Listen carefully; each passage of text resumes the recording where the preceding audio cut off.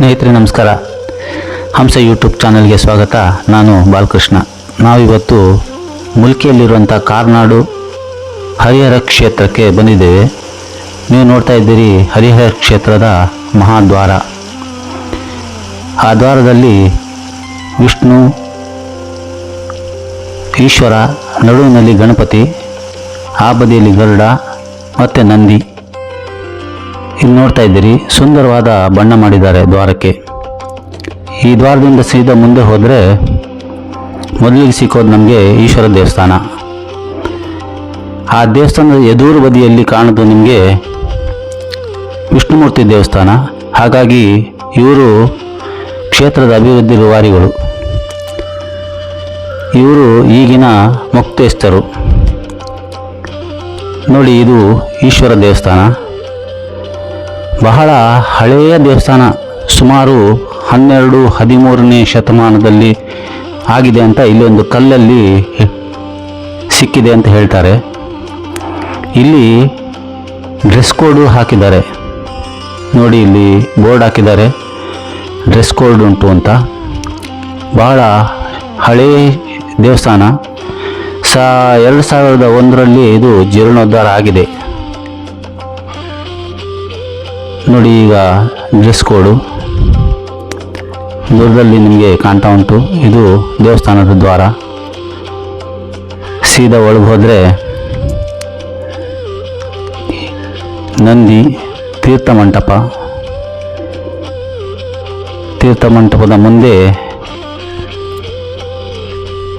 ಈಶ್ವರನ ಲಿಂಗ,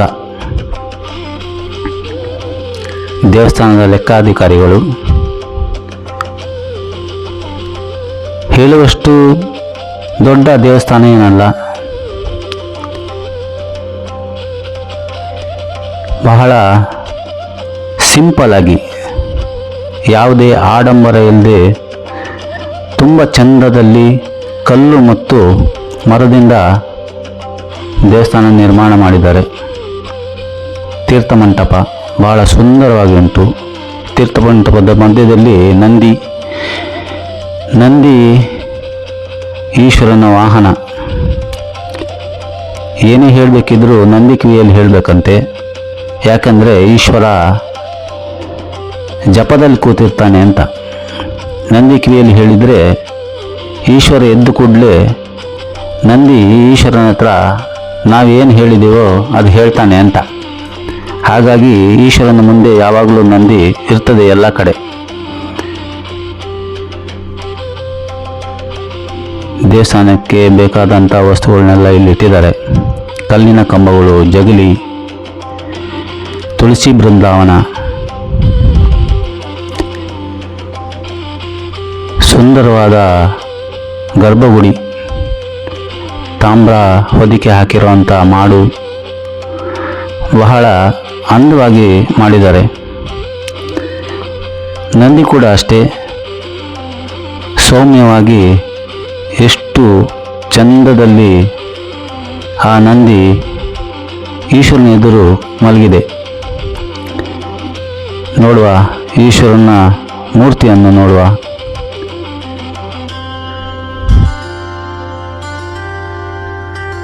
ಮೆಟ್ಲು ಹತ್ತಿ ಮೇಲೆ ಹೋಗಬೇಕು, ಎತ್ತರವಾಗಿ ಕಟ್ಟಿದ್ದಾರೆ.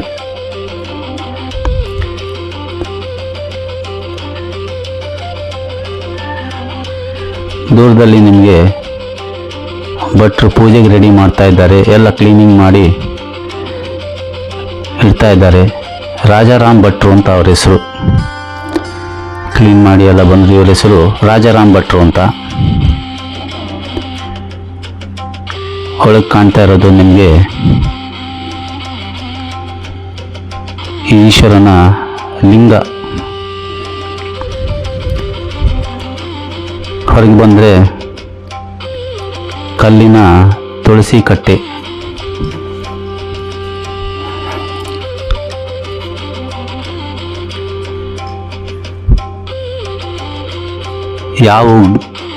ಯಾವುದೇ ಗಲಾಟೆ ಗದ್ದಲ ಇಲ್ಲ. ಶಾಂತವಾದ ದೇವಸ್ಥಾನ.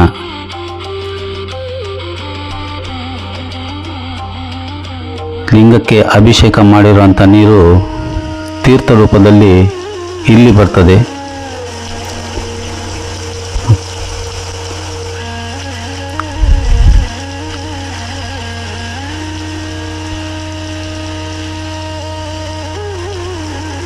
ಬಹಳ ನುಣುಪಾಗಿ ಮಾಡಿದ್ದಾರೆ.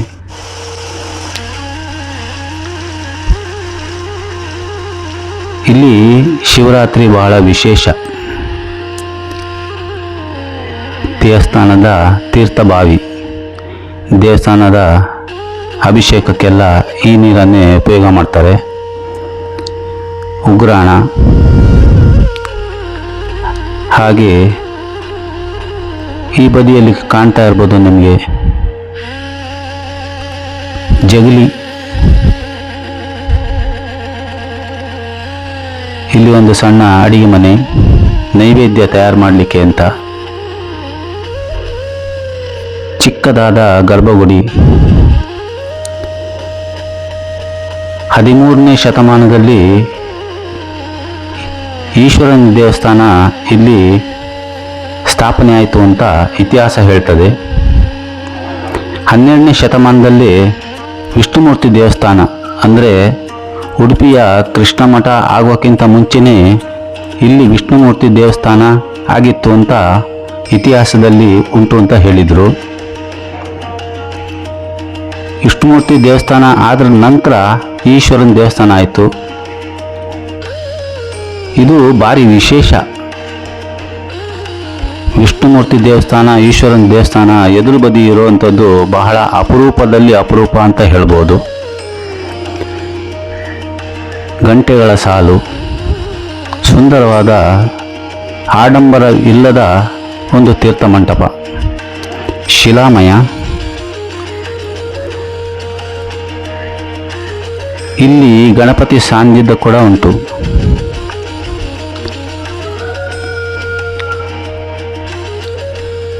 ಮೋಡದ ವಾತಾವರಣ,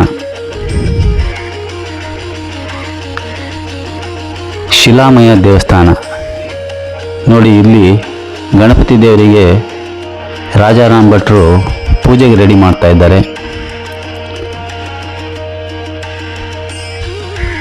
ಗಣಪತಿ ಗುಡಿ ಕೂಡ ಚಿಕ್ಕದಾಗಿ ಚೊಕ್ಕವಾಗಿ ಉಂಟು. ಪೂಜೆ ಮಾಡಿ ಭಟ್ರು ಹೊರಗೆ ಬರ್ತಾ ಇದ್ದಾರೆ. ನೋಡಿ ಗಣಪತಿಯ ವಿಗ್ರಹ, ಕಪ್ಪು ಕಲ್ಲಿನ ವಿಗ್ರಹ.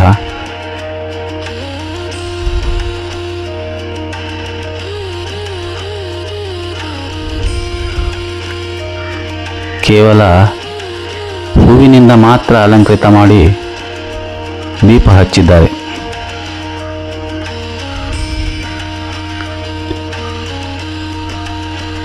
ಕಲ್ಲಿನಲ್ಲೇ ಕೆತ್ತಿದಂಥ ಚಿತ್ರಣ ದ್ವಾರದಲ್ಲಿ.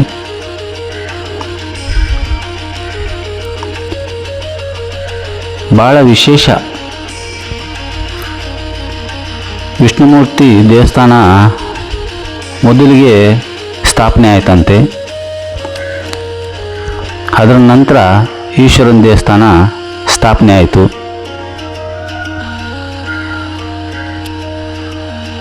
ಈಶ್ವರನ ಎದುರು ನಂದಿ, ಕಪ್ಪು ಕಲ್ಲಿನ ಒಂದು ನಂದಿ ವಿಗ್ರಹ, ಸುಂದರವಾದ ಮುಖಭಾವವನ್ನು ಹೊಂದಿದೆ. ಈಶ್ವರನನ್ನು ಯಾವಾಗಲೂ ಎಚ್ಚರಿಕೆಯಿಂದ ನೋಡ್ತವನು ನಂದಿ ಮಾತ್ರ. ಏನೇ ವಿಷಯ ಇದ್ದರೂ ಈಶ್ವರನಿಗೆ ಹೇಳೋಕ್ಕೆ ಮುಂಚೆ ನಂದಿ ಕಿವಿಯಲ್ಲಿ ಹೇಳಬೇಕಂತೆ.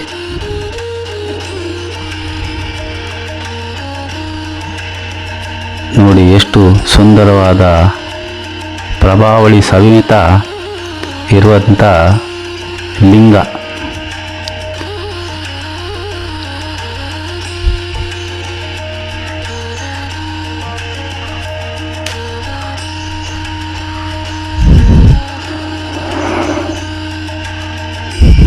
ಮುಂದೆಯಿಂದ ನಂದಿ ಎಷ್ಟು ಚಂದ ಕಾಣ್ತದೆ ನೋಡಿ.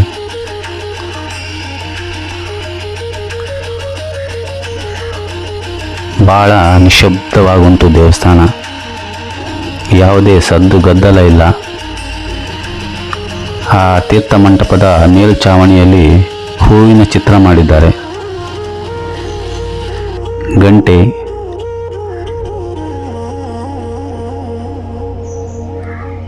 ಇವರು ದೇವಸ್ಥಾನದ ಲೆಕ್ಕ ಬರೆಯುವವರು ಶೇಖರ್ ಕುಕ್ಕಿಯಾನ್ ಅಂತ.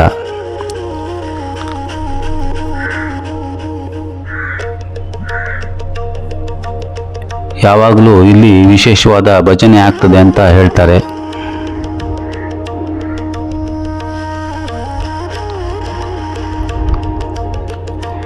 ಹಳೆಯ ಚಿತ್ರ ಕೂಡ ಇಲ್ಲಿ ಇಟ್ಟಿದ್ದಾರೆ. ಹಳೆಯ ಫೋಟೋ ಸಿಕ್ಕಿದ್ರೆ ಅದನ್ನು ನಾವು ನಿಮಗೆ ನೋಡಿ. ಇಲ್ಲಿ ಆ ಹಳೆಯ ದೇವಸ್ಥಾನ ಹೇಗಿತ್ತು ಅಂತ ನೀವು ನೋಡ್ಬೋದು. ಸುಮಾರು ವರ್ಷದ ಹಿಂದೆ, ಶತಮಾನಗಳೇ ಆಗೋಗಿದೆ ಅಂತ ಕಾಣ್ತದೆ ಆ ಫೋಟೋಕ್ಕೆ. ದ್ವಾರದಲ್ಲಿ ಈಶ್ವರನ ಅವತಾರಗಳು ಕೆತ್ತಿದ್ದಾರೆ.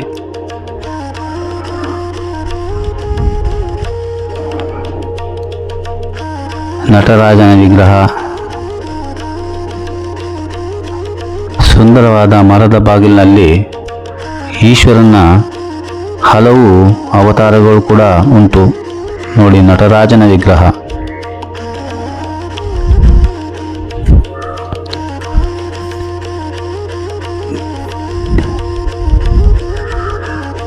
ದೂರದಿಂದ ಆ ದ್ವಾರದಲ್ಲಿ ಆ ತೀರ್ಥ ಮಂಟಪದ ಒಳಗೆ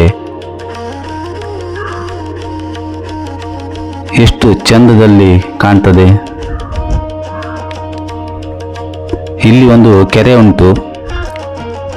ವಿಷ್ಣುಮೂರ್ತಿ ದೇವಸ್ಥಾನ ಹಾಗೂ ಈಶ್ವರನ ದೇವಸ್ಥಾನ ನಡುವಿನಲ್ಲಿರುವಂಥ ಕೆರೆ, ಬಹಳ ದೊಡ್ಡ ಕೆರೆ. ಈ ದೇವಸ್ಥಾನ ಆಗುವಾಗಲೇ ಈ ಕೆರೆ ಆಗಿದೆ ಅಂತ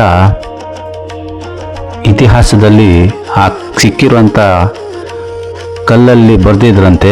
ಸುಮಾರು ಇದಕ್ಕೂ 12ನೇ ಶತಮಾನದಲ್ಲಿ ಇದ್ದಂಥ ಕೆರೆ.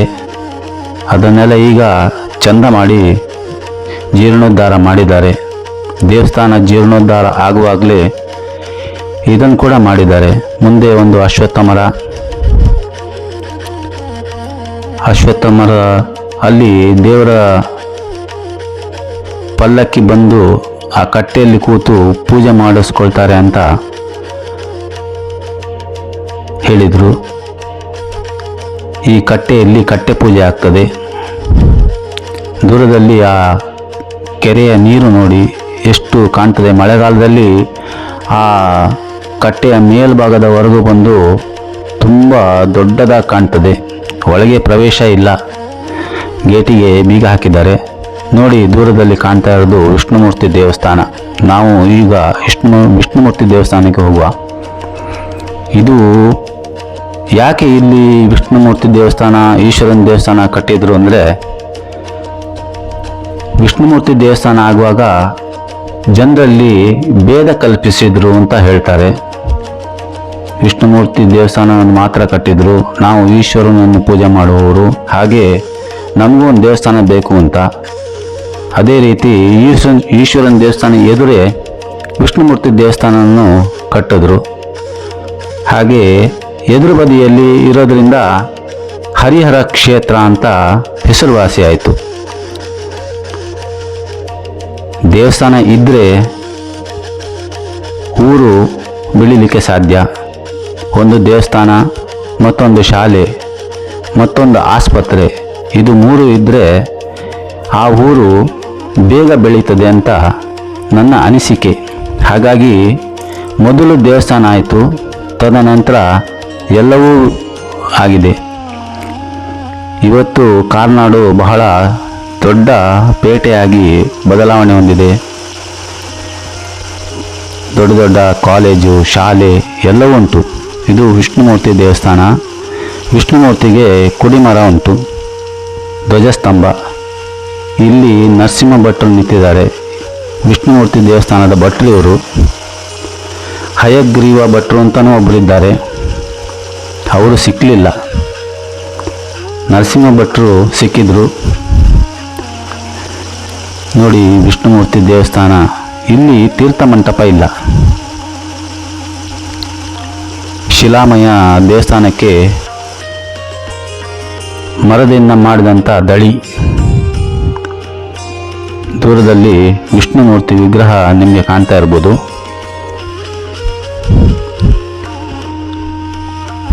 ಈಶ್ವರನ ದೇವಸ್ಥಾನ ಹಾಗೆ ಅಷ್ಟೇ ಅಳತೆಯಲ್ಲಿ ಇದ್ದ ಹಾಗೆ ಕಾಣ್ತದೆ.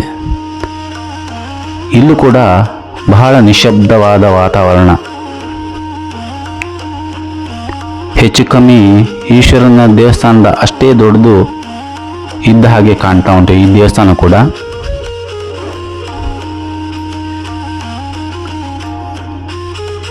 ಚಿಕ್ಕದಾದ ವಿಷ್ಣುಮೂರ್ತಿ ದೇವಸ್ಥಾನ. ಮರದ ದಳಿ.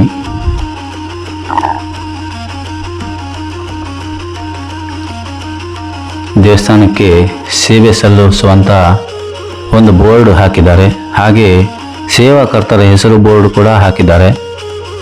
ಧನ ಸಹಾಯ ಮಾಡಿದವರ ಹೆಸರು, ಎಷ್ಟೆಷ್ಟು ಧನ ಸಹಾಯ ಮಾಡಿದ್ದಾರೆ, ಏನೇನು ಮಾಡಿದ್ದಾರೆ ಅಂತ ಅವರ ಹೆಸರನ್ನು ಕೂಡ ಹಾಕಿ ಒಂದು ದೊಡ್ಡ ಫಲಕವನ್ನೇ ಹಾಕಿದ್ದಾರೆ.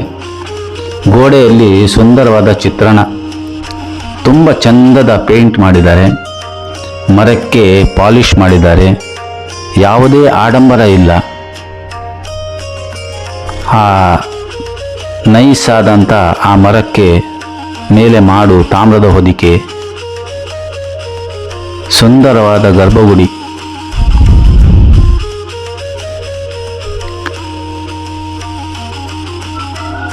ಸುತ್ತಿನಲ್ಲಿ ಪ್ರತಿಯೊಂದು ಜಗಲಿಯಲ್ಲಿ ಒಬ್ಬೊಬ್ಬರ ಹೆಸರು ಹಾಕಿದ್ದಾರೆ. ನಾಮಫಲಕ ಉಂಟು. ಬಹುಶಃ ಆ ಒಂದೊಂದು ಜಾಗವನ್ನು ಆ ಒಬ್ಬೊಬ್ಬರು ದಾನಿಗಳು ಕಟ್ಟಿಸಿದ್ದಾರೆ ಅಂತ ಅನ್ನಿಸ್ತಾ ಉಂಟು.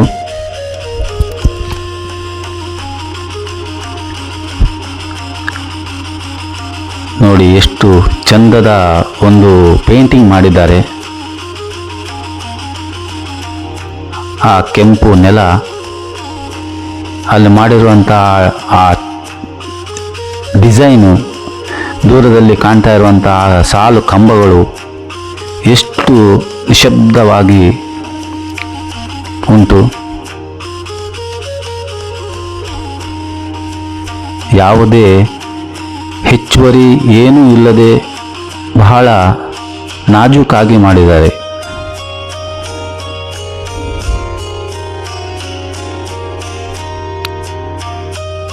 ತಾಮ್ರದ ಹೊದಿಕೆ ಹಾಕಿದ್ದಾರೆ. ಇದಕ್ಕೆಲ್ಲ ಹಂಚಿನ ಮಾಡು. ನೋಡಿ ಇಲ್ಲಿ ಬೋರ್ಡ್ ಹಾಕಿದ್ದಾರೆ. ಬಹುಶಃ ಯಾರೋ ಸೇವೆ ಕೊಟ್ಟಂಥದ್ದು ಇರಬಹುದು. ಇಲ್ಲಿ ಕೂಡ ವಿಷ್ಣುಮೂರ್ತಿ ದೇವಸ್ಥಾನದ ಪಲ್ಲಕ್ಕಿ, ದೇವರನ್ನು ಅಲಂಕಾರ ಮಾಡಿ ಪಲ್ಲಕ್ಕಿಯಲ್ಲಿ ಕರ್ಕೊಂಡು ಹೋಗುವಂಥ ಪಲ್ಲಕ್ಕಿ ಮರದ್ದು. ನೋಡಿ 12ನೇ ಶತಮಾನದಲ್ಲಿ ಇದ್ದಂಥ ವಿಷ್ಣುಮೂರ್ತಿ ದೇವಸ್ಥಾನ. ಆ ಬಾವಿ, ಕೆರೆ ಇವತ್ತಿಗೂ ಕೂಡ ಅದೇ ರೀತಿ ಉಂಟು. ಎಷ್ಟು ಶತಮಾನಗಳು ಉರುಳಿ ಹೋಯಿತು. ದೇವಸ್ಥಾನವನ್ನು ಜೀರ್ಣೋದ್ಧಾರ ಮಾಡಿದ್ದಾರೆ 2001ರಲ್ಲಿ. 2009ರಲ್ಲಿ ಈಶ್ವರನ ದೇವಸ್ಥಾನ ಕೂಡ ಜೀರ್ಣೋದ್ಧಾರ ಮಾಡಿದ್ದಾರೆ. ಹಾಗಾಗಿ ಈಗ ತುಂಬ ಚಂದ ಕಾಣ್ತದೆ.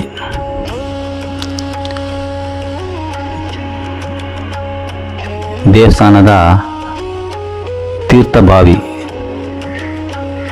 ವಿಷ್ಣುಮೂರ್ತಿಗೆ ಅಭಿಷೇಕ ಮಾಡಿದಂಥ ನೀರು ತೀರ್ಥ ರೂಪದಲ್ಲಿ ಇಲ್ಲಿ ಬರ್ತದೆ.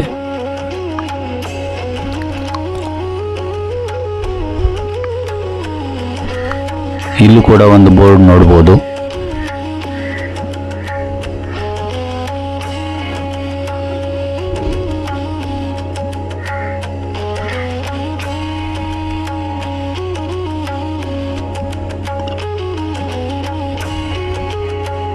ಬಾವಿ, ಕಲ್ಲಿನ ಆವರಣ,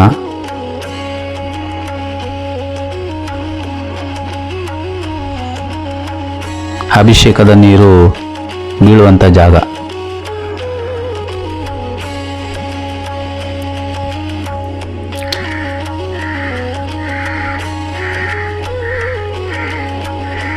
ತುಳಸಿ ಬೃಂದಾವನ. ಪ್ರತಿದಿನವೂ ಇಲ್ಲಿ ಸಾಯಂಕಾಲ ಭಜನೆ ನಡೀತದೆ ಅಂತ ನರಸಿಂಹ ಭಟ್ರು ಹೇಳಿದರು.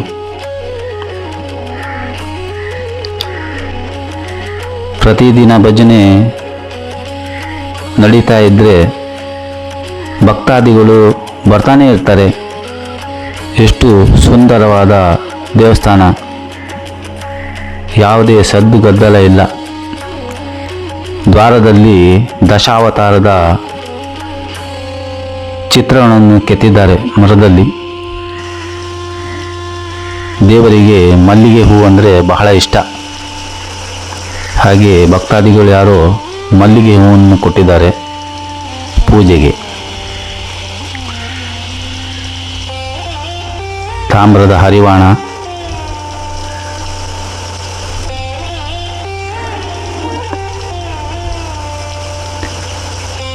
ನರಸಿಂಹ ಭಟ್ರು ಕೂತ್ಕೊಂಡಿದ್ದಾರೆ. ದೇವಸ್ಥಾನದ ಲೆಕ್ಕಪತ್ರವನ್ನು ಕೂಡ ಅವರೇ ನೋಡ್ತಾರೆ ಅಂತ ಕಾಣ್ತದೆ. ಇಲ್ಲಿ ಶನಿವಾರ ಸತ್ಯನಾರಾಯಣ ಪೂಜೆ ಆಗ್ತದೆ ಅಂತ ಭಟ್ರು ಹೇಳಿದರು.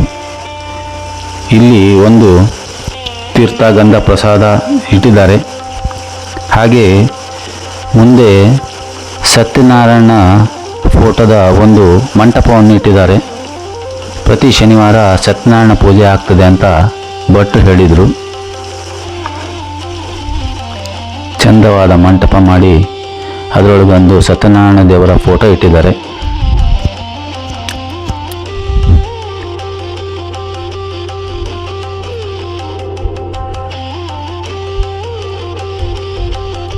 ಮತ್ತೊಮ್ಮೆ ವಿಷ್ಣುಮೂರ್ತಿಯ ದರ್ಶನ ಮಾಡುವ.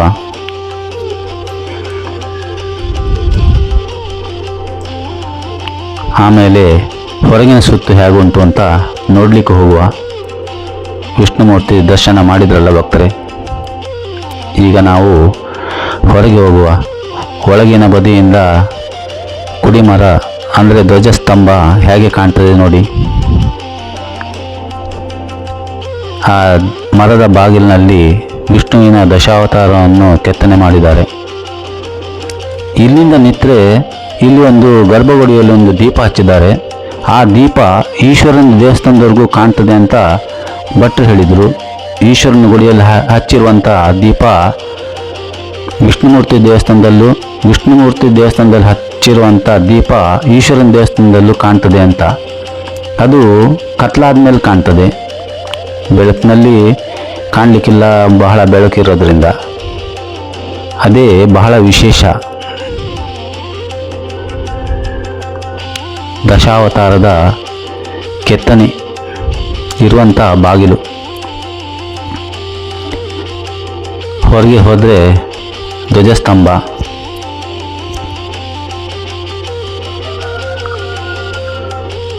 ಇದು ಸುತ್ತಿನ ಬದಿಯಲ್ಲಿ ಒಂದು ಸಣ್ಣ ಹಾಲ್ ಅನ್ನು ಕಟ್ಟಿದ್ದಾರೆ. ಆ ಹಾಲು ಸಣ್ಣ ಸಣ್ಣ ಕಾರ್ಯಕ್ರಮ ಮಾಡಲಿಕ್ಕೆ, ನಾಮಕರಣ, ಉಪನಯನ, ಸಣ್ಣ ಇಂಥ ವಿಶೇಷ ಕಾರ್ಯಕ್ರಮ ಮಾಡಲಿಕ್ಕೆ ಉಪಯೋಗ ಮಾಡಿಕೊಳ್ಬೋದು. ಹೂವಿನ ಸಣ್ಣ ತೋಟ ಮಾಡಿದ್ದಾರೆ. ಹೊರಬದಿಯಿಂದ ಎಷ್ಟು ಚಂದ ಕಾಣ್ತದೆ ನೋಡಿ. ಯಾವುದೇ ಕಸ ಕಡ್ಡಿ ಇಲ್ಲದೆ ನೀಟಾಗಿ ಇಟ್ಕೊಂಡಿದ್ದಾರೆ. ಮುಂದೆ ಒಂದು ಅಶ್ವತ್ಥ ಮರ.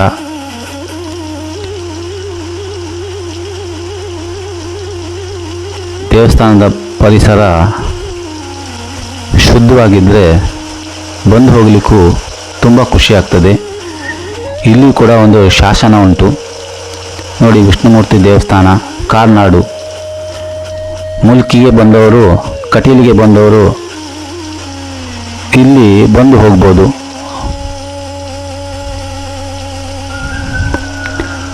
ವೆಂಕಟರಮಣ ದೇವಸ್ಥಾನ ಇದೆಲ್ಲ ಇರೋ ಜಾಗದಲ್ಲಿ ಈ ವಿಷ್ಣುಮೂರ್ತಿ ದೇವಸ್ಥಾನ, ಹರಿಹರ ಕ್ಷೇತ್ರ ನೋಡಲಿಕ್ಕೆ ಸಿಗ್ತದೆ ನೋಡಿ. ದೂರದಲ್ಲಿ ಕಾಣ್ತಾ ಇರೋದು ನಿಮಗೆ ಈಶ್ವರನ ದೇವಸ್ಥಾನ. ಸುಮಾರು 1,000 ಮೀಟರ್ ಇರ್ಬೋದೇನೋ. ಅದರ ಮಧ್ಯದಲ್ಲಿ ಕೆರೆ, ಕಟ್ಟೆ ಎಷ್ಟು ಅಂದವಾಗಿ ಉಂಟು ನೋಡಿ. ಪರಿಸರ ದೊಡ್ಡ ದೊಡ್ಡ ಮನೆಗಳಲ್ಲಾಗಿ ಬಹಳ ಇಂಪ್ರೂವ್ ಆಗಿದೆ.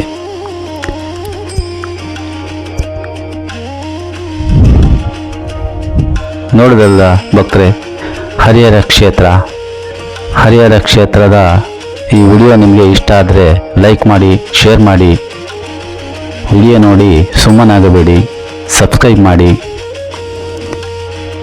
ಹಾಗೆ ಮುಂದಿನ ವಿಡಿಯೋದಲ್ಲಿ ನಾನು ನಿಮಗೆ ಸಿಗ್ತೇನೆ. ನನ್ನ ವಿಡಿಯೋವನ್ನು ನೋಡ್ತಾ ಇರಿ, ಸಪೋರ್ಟ್ ಮಾಡಿ. ನಿಮ್ಮ ಸಪೋರ್ಟೇ ನಮಗೆ ಶ್ರೀರಕ್ಷೆ. ನೋಡಿದಲ್ಲ ಸ್ನೇಹಿತರೆ, ಒಂದು ದೇವಸ್ಥಾನ ಇದ್ದರೆ ಆ ಜಾಗ ಎಷ್ಟು ಇಂಪ್ರೂವ್ ಆಗ್ತದೆ ಅಂತ. ಇವತ್ತು ಈ ಸುಂದರ ಪರಿಸರ ಎಷ್ಟು ಚಂದವಾಗಿ ಕಾಣ್ತಾ ಉಂಟು. ಮುಲ್ಕಿ ಈ ಕಾರ್ನಾಡು ಬಹಳ ಬಹಳ ಇಂಪ್ರೂವ್ ಆಗಿದೆ. ಇಲ್ಲಿ ಇವತ್ತು ಶಾಲೆ, ಕಾಲೇಜು, ಮೈದಾನ, ತಾಲೂಕು ಆಫೀಸು ಎಲ್ಲವೂ ಈ ಊರಲ್ಲುಂಟು. ಮತ್ತೊಂದು ಸಾರಿ ಸಿಕ್ಕುವ. ನಮಸ್ಕಾರ.